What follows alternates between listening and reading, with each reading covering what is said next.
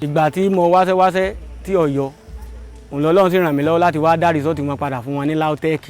pé kí wọ́n gba ẹrù wọn kí wọ́n bá kó mi kí n fi lè pursue dream mi kí n dẹ̀ fi lè fulfill destiny in life. Olúdáre Àlàbá lórúkọ mi, mo parí ní Ládòkè Akíntola University of Technology Ògbómọ̀ṣọ́ níbi tí mo wà right now, ibẹ̀ ni mo ti parí. Mo dẹ̀ study agricultural extension and rural development. Mo parí ní 2015. Àkàdé kẹ́tó mobilize wa lọ ó di November 24, 2016 na mobilize wa lọ. Mi ò ní problem o. Kọ́mọ ìlú mi rò pé báyìí èèyàn ní problem ni mi ò ní problem àtọ́ Ọlọ́run ọ̀jà àwọn ọ̀gá gan mọ̀. Ipò Ọlọ́run jogún kẹ́ni fún mi kọ́ mọ lọ́pọlọ tí mo lò Ọlọ́run ló ní. Ìgbà mo parí Kwara State ní wọ́n post mi sí ní Èdù local government Yípàtà. Ìgbà tí mo parí NYSC mo meet woman kan,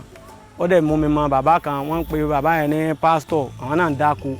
So wọ́n dẹ̀ fún mi nílẹ̀ pé kí n wá máa dáko, bọ̀ bá ṣe dáko tá a ṣe everything àti bàbá yẹn kò sẹ́nibọ̀dì tó rí nǹkan kan mú kúrò lórí oko.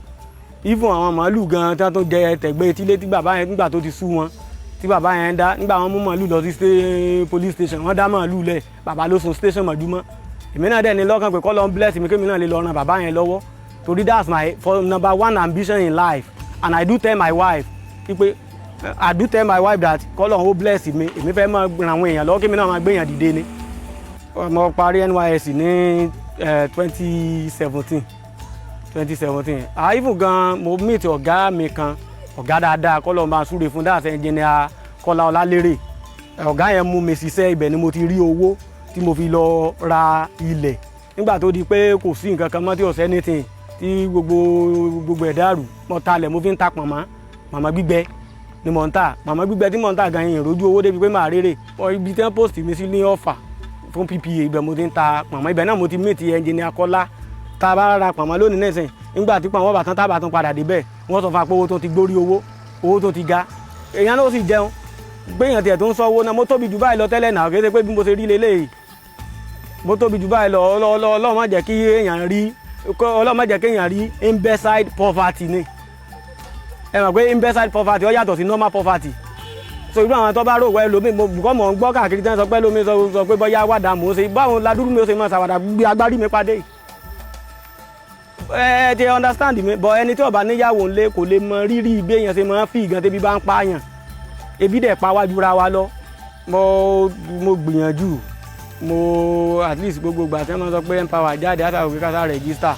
àròmí ààrẹ jẹ́. Even school tí mo ti serve wọ́n tó padà wá pè mí wípé àwọn ọmọ àwọn pé kí n jọ kí n tó wá bá wọn kọ́ agric mo ṣe ń bíbà ẹ̀, mo kọ́ mọ́ physics, mo kọ́ mọ́ chemistry. Níbi tí mo serve mo kọ́ mọ́ mathematics. Ládùúgbò èmi máa ń kọ́ mọ́ mi ìbéèrè owó, torí mi tèmi tọ́lọ́ máa sọ fún mi ni pé mi ò mọ ibi táwọn ọmọ yẹn náà dé in life. Even ibi tí mo ti ń teach gan, mo dìídì sọ fún wọn ni pé ọ̀gá ṣe rí about me, ṣe understand mi, ẹ ṣáà jẹ́ káwọn ọmọ ìkọ́kọ́ ṣàṣeyọrí ná. Nínú gbogbo ìgbìyànjú yìí òun náà la máa rí nígbà tágbà sáti dé orí lọ́tà ti pa ẹ̀, sáà máa wò pé ká máa bá lọ báyìí ni.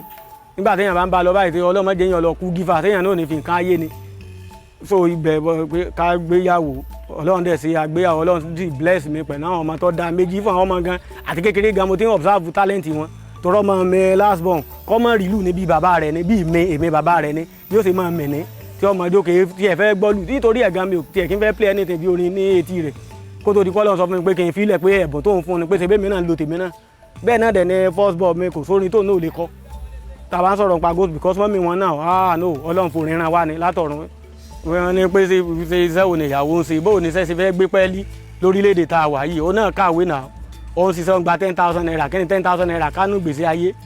kọ́lọ́mọ́ máa ń fa alẹ́ tí ó mọ̀ á lọ́wọ́ ni. Nígbà tí mo tún bẹ̀rẹ̀ sí ní lo talent mi and I speak with my dad wípé nígbà tó ti di pé àwọn èèyàn ti ń gba tèmi here and there everything ti ń boom pé àwọn èèyàn ti ń gba tèmi kí bàbá tiẹ̀ bá mi wówó kí n tiẹ̀ fi ṣe production, ṣe understand pé kán bá mi wówó kí n fi ṣe production látàgbà tí mo ti ta pọ̀nmọ́ sẹ́yìn ni o, pé kán bá mi wówó kí n fi ṣe production. Bàbá sọ fún mi pé àwọn ò lè bá mi wá kọ́bọ̀ mọ́, gbèsè táwọn jẹ́lẹ̀ gan kì í tán. Bàbá mi náà kàwé, ó dẹ̀ mọ̀wé gidi, Department of Geography Department ni wọ́n ti parí ní University of Ìlọrin. So bàbá dẹ̀ sọ fún mi pé ṣé mo mọ̀ pé àwọn jẹ gbèsè rán mi léèwé ni, ṣé mo fẹ́ fi gbèsè sìnkú àwọn ni, pé àwọn ò lè bá mi yáwó. Àwọn ẹ̀gbọ́n tí mo dẹ̀ ní náà, ẹ̀yin náà mọ iṣẹ́ ìjọba, àwọn kọ̀ọ̀kan tó ń ṣiṣẹ́ ìjọba náà wọn kóṣù tó parí gan-an Coca-Cola ní gbogbo wọn máa ń pariwo kí torí gbèsè gan ti kọjá sálárì ìmí gan sọ pé tí sálárì báyìí wọlé báyìí ó máa ń ní fúnpa ni àbí gbàgbé kí sálárì ọmọ fẹ̀ kan wọlé gan bọ̀ tí ọba tó ń wọlé náà problem tó ráhàn tó jẹ lówó wọn sá máa lé kiri ọlọ́mọ sì jẹ́ kéèyàn sẹ̀sìn inú ayé so gbogbo orú àwọn àyàn yìí ti lé kó kàtà mi bò wọn ọlọ́run dẹ̀ ṣe mo jìnnà sí wọn bí mo pè kó wọn ò ní Coca-Cola bí mo pe Àbújá wọn ò ní Coca-Cola ìtumọ̀ Coca-Cola tí mo sọ ni pé kò tán là kọ́ lọ mú kúrò ní ọ̀rọ̀ mi bàbá yẹn ní tòun á pèpè kan bá ń sẹ́ndì wọn tó wá fún mi 2000 bàbá 90 years old ẹ sọ fún mi 90 years old àwọn tí wọ́n jọ jẹ́ ẹgbẹ́ orí wọn lónìí Nàìjíríà ń bo ní ẹ wà láì ṣe pé bàbá mi ò kàwé so gbogbo wọn gbà wọn dẹ̀ ń sọ bá tó ń gbọ́dẹ̀ tó stage kan pé ìwọ Ọlọ́run pẹ̀lú nǹkan tí bàbá sọ fún mi pé sẹ́ńtò lọ yáwó sìnkú àwọn ẹnìkan níyẹn bá fún máìndì mi gan mo dẹ̀ pé ọ bẹ́tà tí n bá lọ pé mo lọ para mi báyìí ìjọba ó jèrè mi wọ́n kà mí mascos tí báyìí sọ pé mo lọ join bandit ọ̀ mo ń kidnap even tẹ́ ń bá borí lọ́wọ́ mi gbogbo àwọn ọ̀rẹ́ tí mo tún ń pè pé kí sẹ́n lè help tí wọ́n ń sọ fún mi èmi tẹ̀ sá mi blocking ọ̀pọ̀lọpọ̀ ní pè mí ní ìsìn pé hello àmọ̀rí fídíò àwọn kan sọ pé wọn ò mọ̀ mo kàn sọ pé mo ti gbọ́ bọ̀ èmi náà wá dáná lóhùn pé ṣebí mò ń pè yín bẹ́ẹ̀ ń blọ́ọ̀kì nọ́mbà mi ni bẹ́ẹ̀ ń sá mi blọ́ọ̀kì ni ní ìsìn wá ń pè mí ní ìsìn àbí kò sí wàhálà ẹ má wọrí ẹ máa pè Ọlọ́run ní fi ọkàn burúkú sí mi nínú bẹ́ẹ̀ yẹn bá fi ibi san àwọ̀ fi re san fún yín sọ̀rọ̀ mi tó ń gbà mọ́dẹ̀ ró gbẹ̀ pọ̀ pé tí wọ́n bá borí lọ́wọ́ mi ṣé LAUTECH gó lè sọ pé àwọn tọ́ mi jáde ṣé wọ́n kọ́ mi pa pé kí n lọ mọ́ ṣé LAUTECH kọ́ yẹn pé kéèyàn lọ mọ́ àwọn orí ni wọn ò fi rúyàn kọ́ wa inú ìjọ tí mọ̀dẹ̀ ń lọ náà rìdíìmù bàbá wa rìdíìmù ọ̀kọ́ wa pé ká lọ mọ́ àwọn orí bọ́ngbà bá dẹ̀ ti lẹ́bùn ká pọ̀ sún ẹ̀bùn wa lọ ni Ọlọ́run náà dẹ̀ ti sọ pé ẹ̀bùn ènìyàn ní ọ̀rọ̀ rẹ̀ ńgbà Ọlọ́run dẹ̀ fún mi lẹ́bùn ṣé wọn àmọ́ jó dànù ni Ọlọ́run sọ mí ní sèmi ní Samson tí ń jó fún àwọn ọba tí ọ̀gbà kọ́ bọ̀ Ọlọ́run mọ̀ sí èmi dìbò àwọn èmi fẹ́ máa lo ẹ̀bùn tèmi kí n fi máa pawó ni gbogbo ẹ̀bùn lọ́lọ́run fún mi gbogbo ẹ̀bùn ní fún ká sọ̀rọ̀ Ọlọ́run fún mi tó gbà gbogbo ẹ̀dẹ̀ ti dàrú bí ọ̀dẹ̀ ti dàrú kí wọ́n gba sàtífíkẹ́ẹ̀tì wọn kí wọ́n bá ń kó owó mi ìgbà tí mo kó sàtífíkẹ́ẹ̀tì mi lọ fún àwọn alákòóso LAUTECH pé kí wọ́n gba sàtífíkẹ́ẹ̀tì wọn kí wọ́n bá ń kó owó mi kí n fi pursue dream mi alágbára lọ́lọ́run mo ní Ọlọ́run fún mi ní Ọlọ́run ló jogún ìgbàgbọ́ fún mi pé màá láàánú ayé tí mo wà yín sì lò ó kọ́ yín lò kìkì bàbá mi ó sì jẹ̀ mí kó tó kú nígbà mo kó lọ débẹ̀ fún àwọn security mo ní ká dé rí fíìsì ò lè pa mí èèyàn ni wọ́n èèyàn lèmi náà wọ́n dẹ̀ ti bírù mi lọ́mọ abiyamọ gidi dẹ̀ ni wọ́n sàn bá mi lágídí pé mi ò lè rí fíìsì kémi ọlọ́jókòó náà pé kí n wá lọ máa kọ̀wé ìwé tí máa kọ tó yẹ pé láàrin oṣù mẹ́sàn-án mo tún lè mọ̀ rí tọ́wá dìgbà ń bá tó kú tẹ́kẹ́ tó wá wúwèé jáde pé bọ̀bọ́ ìdẹ́ kọ̀wé wá ibi tó fà tí mo fi ń bá wọn fa wàhálà nù pé kí wọ́n jẹ́ kí n rí wọn láì rí wọn kí n sá kọ̀kọ́ farabalẹ̀ wọ́n dẹ̀ pé dín nígbà dín náà dẹ̀ ti dé mo dẹ̀ farabalẹ̀ pé kí n gbọ́ nǹkan tí dín wọn sọ nígbà dín náà dẹ̀ sọ̀rọ̀ gidi ọ̀rọ̀ gidi tí wọ́n sọ náà ni pé wọ́n tú mi nínú pé kí n fọkàn balẹ̀ mo sì mọ̀ pé ìfọkànbalẹ̀ retí ọjọ́ pípẹ́ lélẹ́yìí problem ni wọ́n dà fún yàn mo ì tó ti wò pé nígbà kó sàtífíkẹ́ẹ̀tì wọn fún wọn bọ̀ nígbà tó di pé ọ̀pọ̀lọpọ̀ ń pè mí yẹ́ra ń díẹ̀ kì í ṣe pé wọ́n ti ń pè mí fún sẹ́wọ̀n kì í ṣe pé mo ti gbaṣẹ́ kankan o bọ̀ bíi pé kankan pé a gbọ́ ọ̀rọ̀ rẹ ìyẹn fọkànbalẹ̀ a gbọ́ mo tún wá wò pé tí n bá tún sọ pé mo tún padà lọ wọ́n sọ pé mo ń kọ́ sí ní science.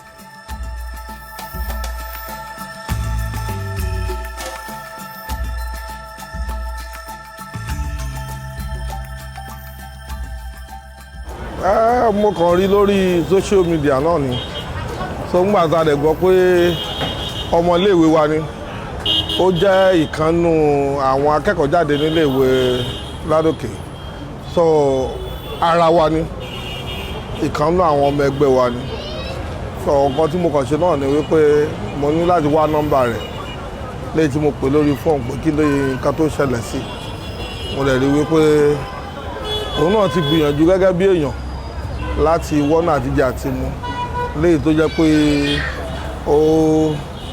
ó difficult díẹ̀ fún láti rí so ìyẹn ló mú tó fi gbèrò irú nǹkan bẹ́ẹ̀ kò easy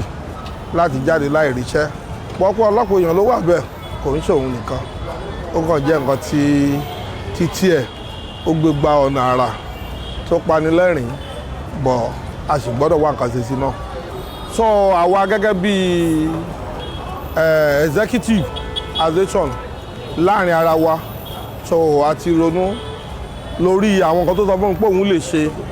pé òun ní di studio òun ní di laptop òun ní di phone láti lè bẹ̀rẹ̀ iṣẹ́ entertainment tó fẹ́ ṣe so pẹ̀lú àwọn èmi gẹ́gẹ́ bí ààrẹ àti àwọn tó kù àti dá owó jọ lápò ara wa a rẹ̀ máa fún ní 500,000 naira láti lọ fi ra àwọn nǹkan yẹn kó bẹ̀rẹ̀ náà a dẹ̀ ń ronú bá ṣe máa bá wáṣẹ́ àti àwọn nǹkan míì tí a máa ṣe fún láìpẹ́. So láti connect ẹ̀ mọ́ entertainment industry a ti ń ṣe yẹn lọ́wọ́lọ́wọ́ láìpẹ́ wọ́n á pè é láti join àwọn ibi táwa náà táwọn ọmọ ẹgbẹ́ wa tún wà tá a mọ̀yàn sí. But gẹ́gẹ́ bí executive n ta lè ṣe ò ní pé ká yọ owó lápò ara wa kò ń ṣe nínú àpò ẹgbẹ́ o ṣùgbọ́n nínú àpò ara wa a dẹ̀ ti dá owó yẹn jọ lẹ́nu àná a dẹ̀ ti rí 500,000 lẹ́yìn tá a máa kó fún kó lọ fi bẹ̀rẹ̀ life. Orí mi máa jẹ́ ṣoògùn owó ṣùgbọ́n mo ní ìdí owó ẹlẹ́dàá mi mọ̀ jẹ́ ṣoògùn owó yé mo fẹ́ lówó. Orí mi máa jẹ́ ṣoògùn owó yéyéyé mo ní ìdí owó ẹlẹ́dàá mi mọ̀ jẹ́ ṣoògùn owó alẹ́ mi gan fẹ́ lówó.